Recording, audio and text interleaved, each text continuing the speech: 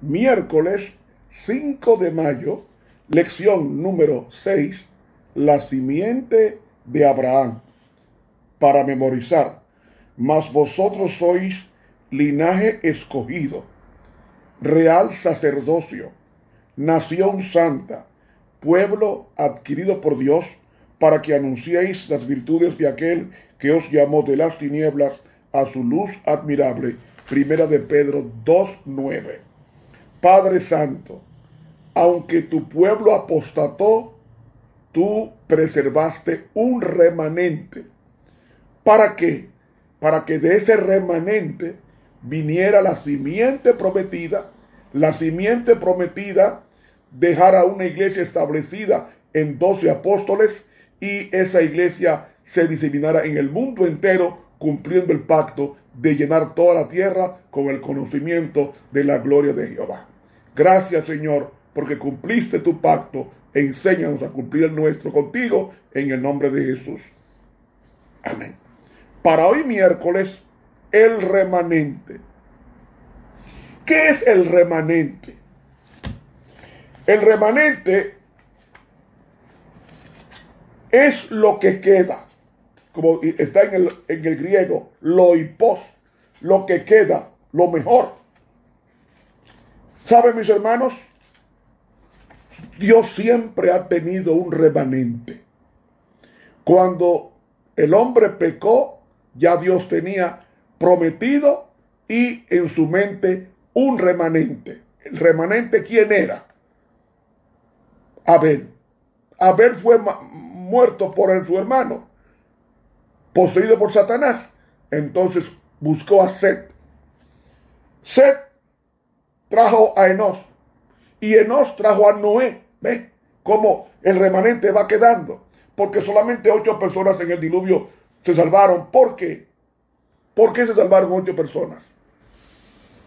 Porque Dios tenía que preservar la simiente que había prometido a Adán y Eva cuando cayeron en pecado.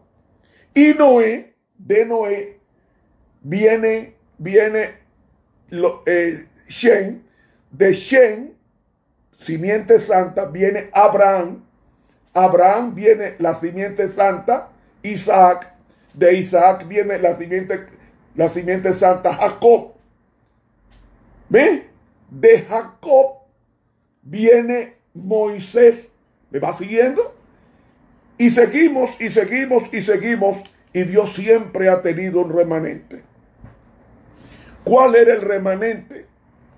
En los días cuando Babilonia tomó el reino de Judá, el reino del sur, en el 605 a.C., tenía un remanente. ¿Cuál remanente? Daniel y los 3 hebreos. Luego tenía otro remanente, un remanente sucesoral, Zorobabel, Esdras, Nehemías. ¿Qué remanente? Juan el Bautista. ¿Qué remanente? El remanente María, Jesús. De Jesús viene el pueblo de Dios, el Israel espiritual, que es el estudio de mañana.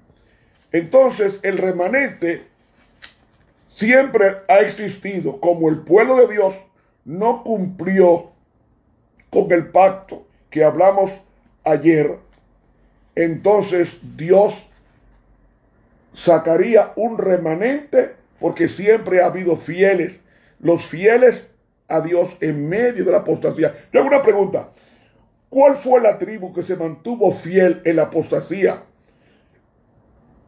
del becerro de oro? La tribu de Leví. ¿Y qué hizo Dios con la tribu de Leví?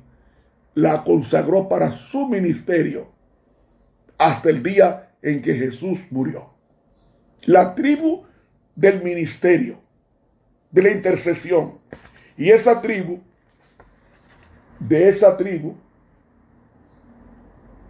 de la cual salió los 10 mandamientos, porque Moisés era de esa tribu y Aarón por igual. Y Dios siempre ha repetido a su remanente, Shema Yisrael, Adonai Elohanu, Adonai Echad, que significa, oye Israel en hebreo, Jehová es Dios, Jehová uno es. Oiga cómo es que dice, Shema es oír, Shema Yisrael, Adonai Elohanu, Adonai Echad. Yisrael es Israel, Adonai es Señor, Elohanu Dios, Adonai Señor, Echad, uno es uno, una unicidad. No hay tres dioses, son tres personas, pero un Dios verdadero. Entonces, Shema Yisrael, Adonai Elohanu, Adonai Echad, que significa, oye Israel, Jehová es Dios, Jehová uno es. Eso es Deuteronomio 6:4. Hermanos, el papel de Israel como remanente entre las naciones se destaca en su mayor claridad cuando se compara su fe con el paganismo que lo rodeaba. Porque fíjense, desde el río Nilo hasta el río Éufrates, el antiguo habitante del Medio Oriente adoraba un elaborado panteón de dioses y de diosas que se manifestaban en la naturaleza, como Baal, que era el dios de la tormenta y el dios de la agricultura. En una tormenta estaba el dios de las tormentas. En la luz del sol estaba el dios sol, Satanás. Y del mismo modo, como la naturaleza no era pacífica, tampoco lo eran sus dioses, a quienes se describía con atributos humanos, ¿cuáles?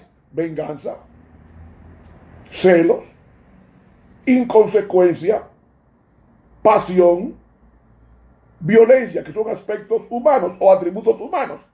Y de hecho, con frecuencia, esas descripciones que se hacían de ellos los mostraban peleando y matándose y hasta violándose unos a otros.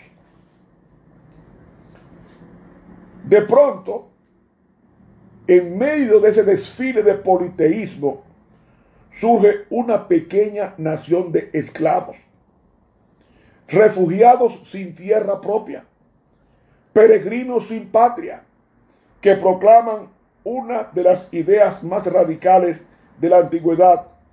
Oye Israel, Jehová es Dios, Jehová uno es. Deuteronomio 6:4. Y esta idea tan radical no era, sin embargo, nueva. El monoteísmo, es decir, la adoración a un solo Dios, la adoración exclusiva de Jehová, había sido la religión original de la humanidad.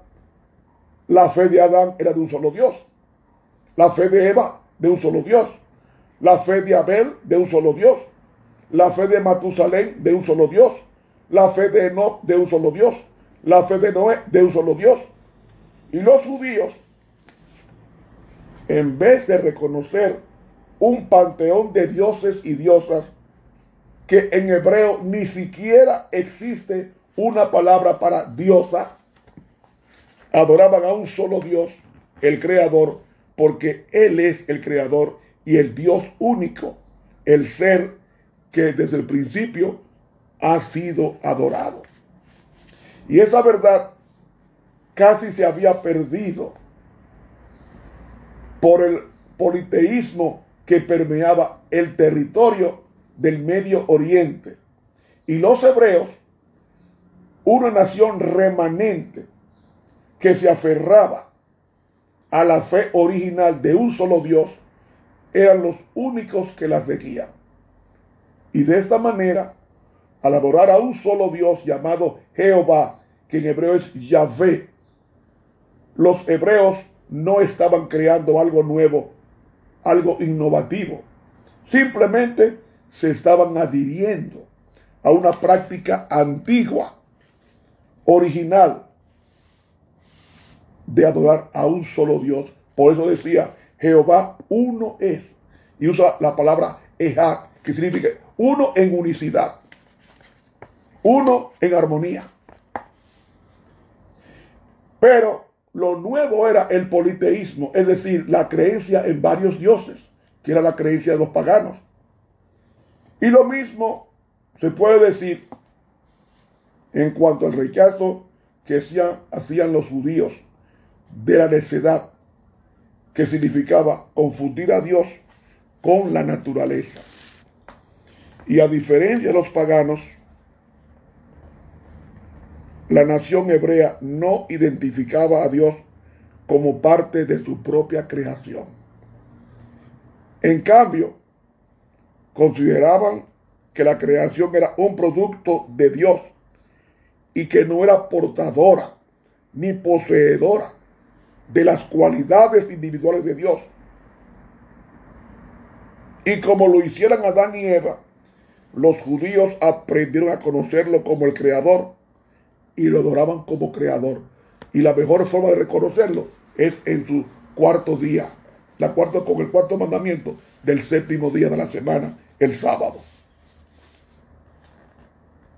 Ese concepto también tan diferente de lo que creían las naciones vecinas, no hacía más que recordar las verdades originales que Dios había revelado a la humanidad en el jardín del Edén.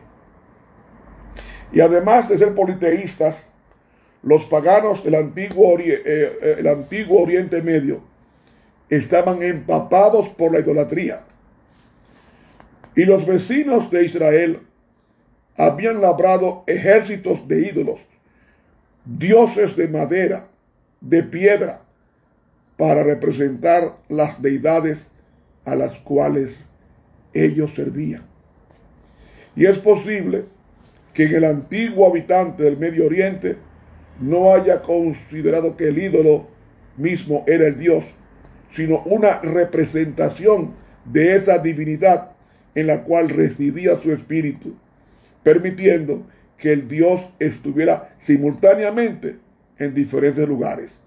Y como resultado, el pagano se inclinaba, ofrecía sacrificios y oraba ante estatuas de toros, de chivos, de ranas y aún de seres humanos.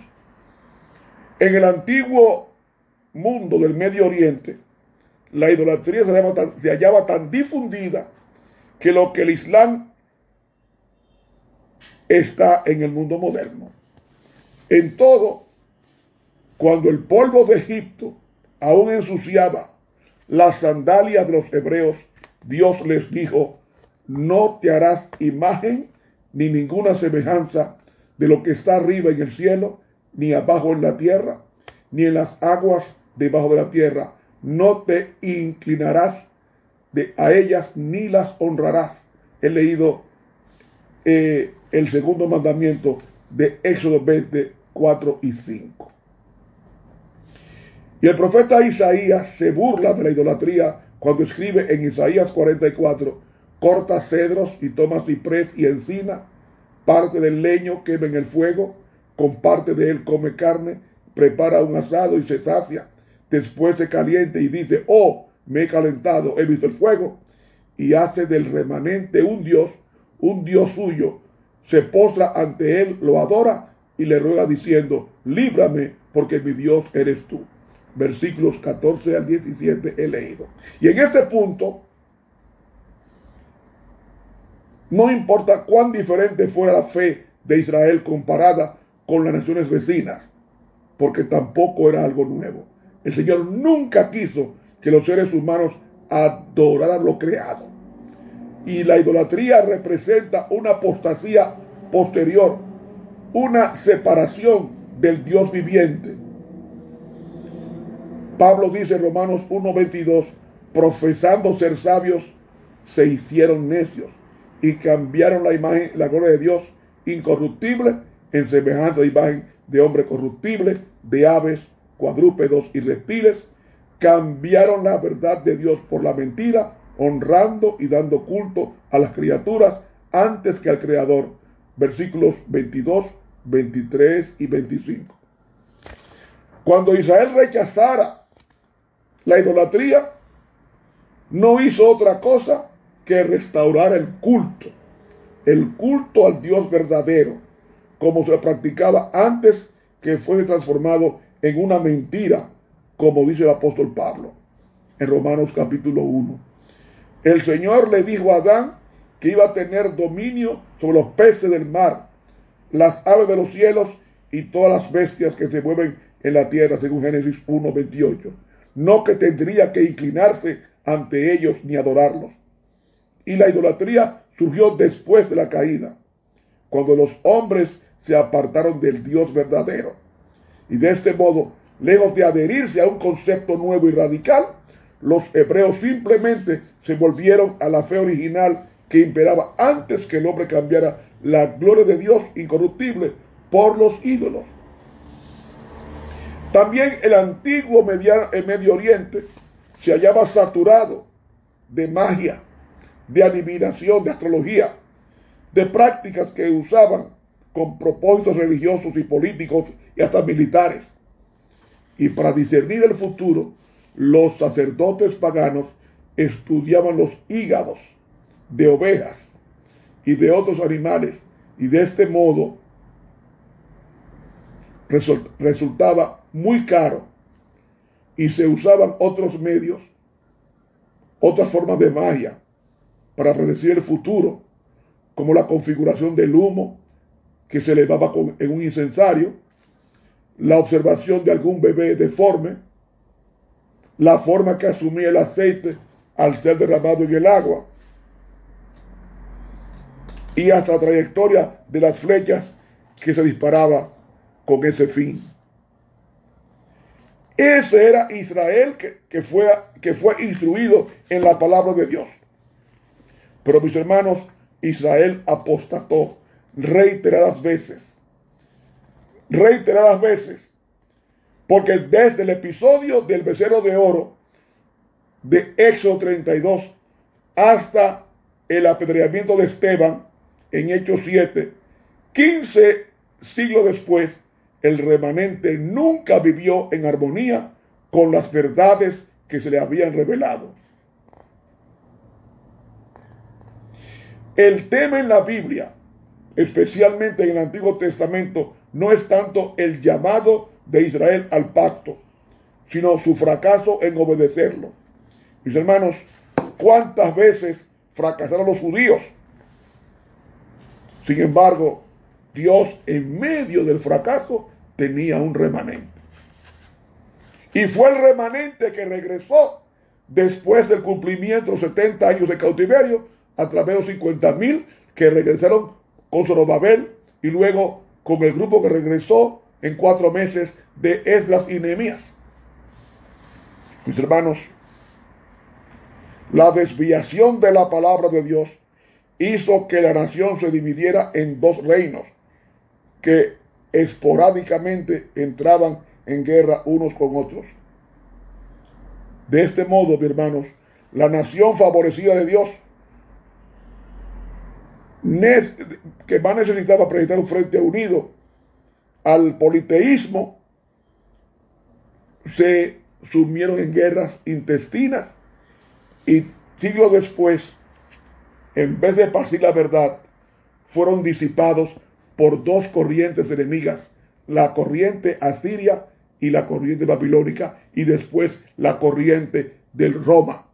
La Roma imperial, cuando Jesús nació subyugada por su apostasía al pacto. Pero mis hermanos, Dios tuvo un remanente. A pesar de la capitulación, a pesar del cautiverio, a pesar de la eventual servidumbre de Judá e Israel, tanto en Babilonia como en Asiria, el Señor prometió preservar un remanente. Como dice Isaías 11:11, asimismo acontecerá en aquel tiempo que Jehová alzará otra vez su mano para recobrar el remanente de su pueblo que aún queda en Asiria, Egipto y en las costas del mar. Y en Jeremías 23 dice, y yo mismo recogeré el remanente de mis ovejas de todas las tierras a donde las eché y las haré volver a sus moradas. Versículo 3. Y Ezequiel capítulo 6 nos dice, y pondré los cuerpos muertos de los hijos de Israel delante de sus ídolos, y vuestros huesos esparciré en derredor de vuestros altares. Mas dejaré un remanente, de manera que tengáis entre las naciones algunos que escapen de la espada cuando seáis esparcidos por las tierras. Ezequiel 6, 5 y 8. Y el Señor cumplió su promesa. Circunstancias que debieron haber terminado para siempre con la nación judía, con su capital destruida, su pueblo muerto, esparcido, cautivo, no provocaron ese resultado. En cambio, ¿qué hizo el Señor? Hizo volver a la tierra un remanente para que construyera el templo y restableciera la nación a través de Zorobabel, como dice Zacarías capítulo 8, y los traeré y habitarán en medio de Jerusalén y me serán por pueblo y yo seré a ellos por Dios en verdad y en justicia. Lamentablemente, a este remanente lo afligían severos defectos espirituales muy semejantes a los que habían arruinado a sus padres en la generación anterior. Hermanos, a pesar de cuán liberales eran los términos del decreto de Ciro, el cual no solamente permitía a los judíos volver a Jerusalén, si quiere léalo en Esdras capítulo 1, sino también reconstruir el templo con fondos provistos por el propio tesoro real. Muchos judíos se sentían tan cómodos con la cultura que aprendieron en Babilonia que no quisieron volver. Y 70 años después del retorno de los primeros exiliados, Esdras le costó mucho esfuerzo persuadir a los levitas para que salieran de Babilonia y ministraran como sacerdotes en el nuevo templo. Mis hermanos, cuando se completó el fundamento de la nueva estructura, muchos de los ancianos recordaron la gloria del templo de Salomón y lloraron cuando dijeron en Esdras 3:13 que no podían distinguir el pueblo el clamor de los gritos de alegría de la voz del lloro. Y dice la pluma inspirada, ejercieron una influencia deprimente en el ánimo de muchos y debilitaron las manos de los constructores. Mis hermanos,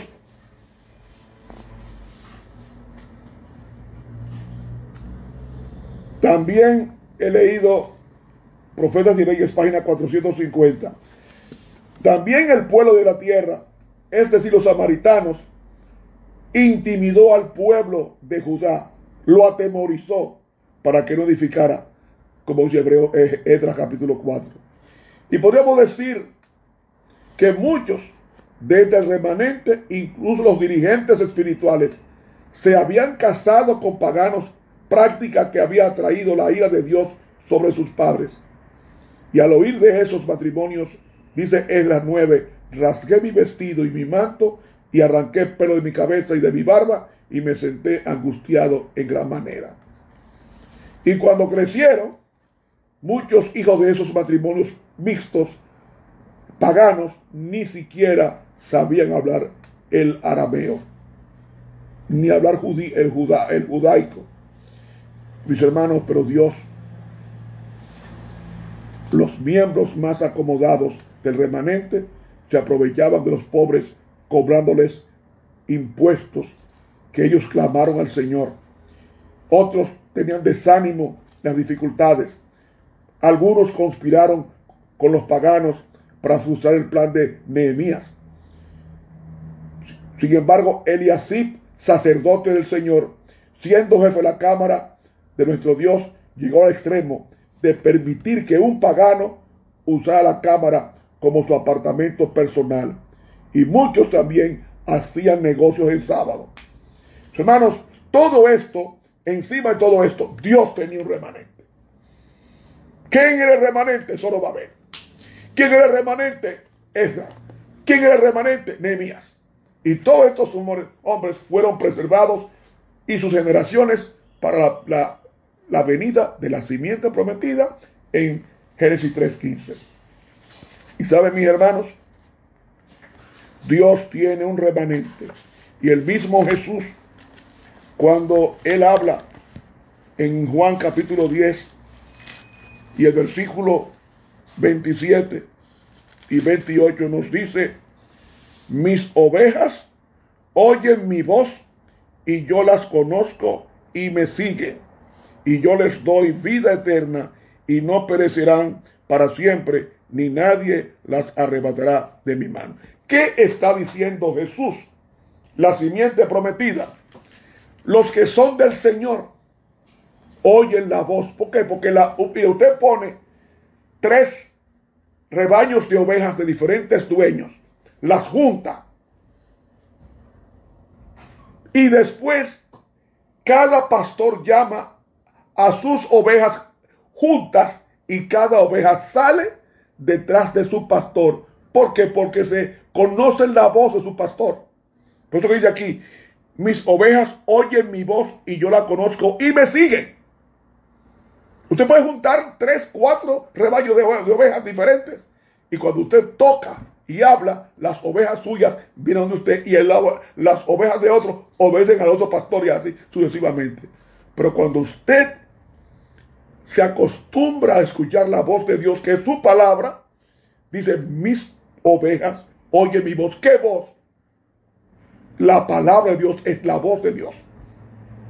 Cuando usted escucha la palabra de Dios: mis ovejas oyen mi voz y yo las conozco. O sea, tengo afecto, las conozco, las he tratado, las he bañado, las he cargado, las conozco y me siguen. Entonces, y yo les doy vida eterna y no morirán para siempre, y nadie las arrebatará de mi mano. Usted puede morir, pero si murió en Cristo, cuando Él venga por segunda vez, Él te va a levantar del polvo de la tierra, porque tú eres una oveja del buen pastor. Como dijo Él: yo soy el buen pastor, versículo 14, conozco mis ovejas y las mías me conocen. O sea, me he compenetrado con ellas y ellas conmigo. Y cuando yo las junto con otras y las llamo, vienen las mías y no las ajenas. Hermanos, que Dios nos ayude, que Jesús, el buen pastor, conoce las ovejas, y el remanente consiste en aquel pueblo que escucha la voz del buen pastor. Que Dios nos bendiga. Te habló el profesor Ramón Romero. Ama el pastor sus ovejas con un amor paternal. Ama el pastor su rebaño con un amor sin igual. Ama el pastor a las otras que descarriadas están, y conmovido las busca por donde quiera que van. Por el desierto errabundas, vela sufrir penas y al encontrarlas en hombros, llévalas tierno al redil. Son delicados tus pastos, tranquilas tus aguas son. Henos aquí, oh Maestro, danos hoy tu bendición. Haznos obreros fervientes, llénanos de santo amor. Por las ovejas